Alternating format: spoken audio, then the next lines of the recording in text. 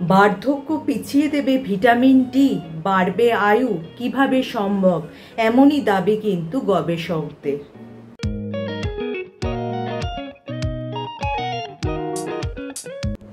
Hello friends, welcome back to my channel. আমার সব বন্ধুরা কেমন আছো? নিশ্চয়ই সুস্থ আছো এবং ভালো আছো।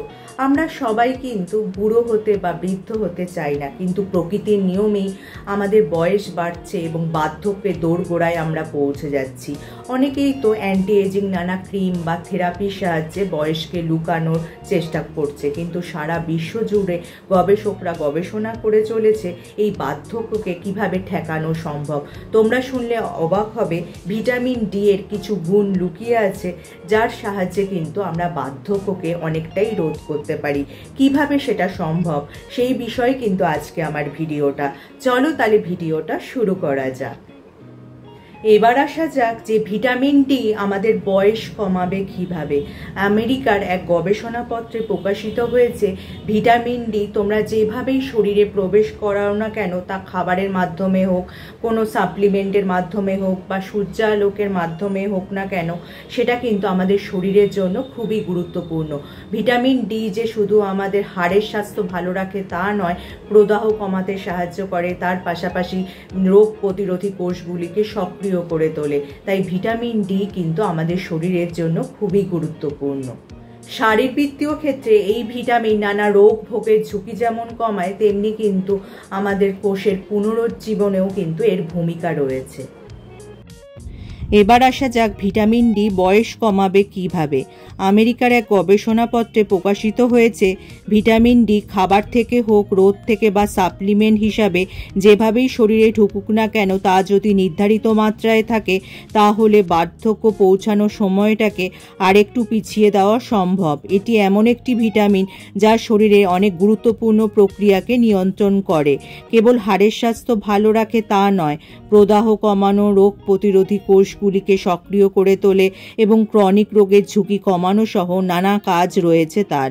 শারীরবৃত্তীয় ক্ষেত্রে এই ভিটামিন রোগ ভোগের ঝুঁকি কমায়, কোষের পুনরুজ্জীবনেও এর ভূমিকা রয়েছে। শুধু তাই নয়, অস্থিমজ্জায় স্টেম কোষের সক্রিয়তা বাড়াতেও সাহায্য করে এই ভিটামিন ডি। এই স্টেম কোষ থেকেই শরীরের অনেক গুরুত্বপূর্ণ কোষ তৈরি হয়ে থাকে। মানুষের শরীরে প্রতি 10 বছরে হার্ট, লিভার, কিডনি, ফুসফুসের কার্যক্ষমতা 5 থেকে 10% হারে কমতে থাকে। সাধারণত 30 বছরের পর থেকেই এই ক্ষয়ের প্রক্রিয়া শুরু হয়। তাই দেখা যায় 50 বছরে গিয়ে হয়তো শরীরের গুরুত্বপূর্ণ অঙ্গগুলির ক্ষমতা প্রায় 20% কমে গিয়েছে। 80 বছরে গিয়ে তা 50% বা তার চেয়েও বেশি কমে যাবে। এর কারণ হলো কোষের ক্ষয় ক্রমাগতই হয়ে চলেছে। এই ভিটামিন ডি এই ক্ষয়ের প্রক্রিয়াকে কিভাবে বিলম্বিত করতে পারে? গবেষকরা জানাচ্ছেন, কোষের মূল জিনগত উপাদান হলো ক্রোমোজোম, যা দেখতে এক্স অক্ষরের মতো। এর দুটি বাহু, ছোটটির শেষ প্রান্তকে বলে টেলোমিয়ার। ক্ষয়টা হয় এখানেই। কোষ কতবার বিভাজিত হবে তার হিসেব রয়েছে।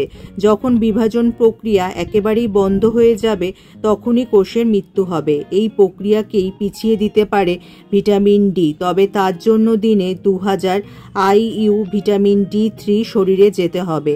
তাহলেই টেলোমিয়ারের ক্ষয় বন্ধ হয়ে যাবে, কোষের মৃত্যুও দেরিতে হবে। ফলে সব অঙ্গ প্রত্যঙ্গ কার্যক্ষম থাকবে আরও কয়েক বছর, শরীরের বয়সও বাড়বে না।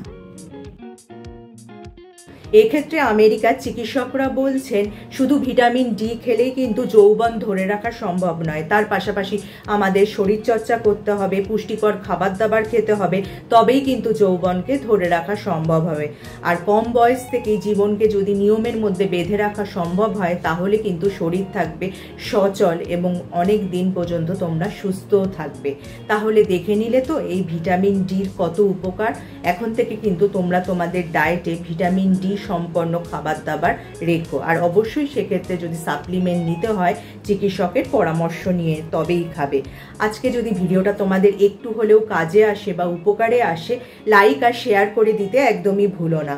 যারা আমার এই চ্যানেলটাকে প্রথম দেখছো, চ্যানেলটাকে অবশ্যই সাবস্ক্রাইব করে নিও এরকম উপযোগী ভিডিও আরও দেখার জন্য। তার পাশে যে বেল আইকনটা আছে ওটা প্রেস করে অন করে দিও, যার ফলে যখনই আমি ভিডিও আপলোড করব, নোটিফিকেশন তোমাদের কাছে পৌঁছে যাবে। আজ তাহলে আসি।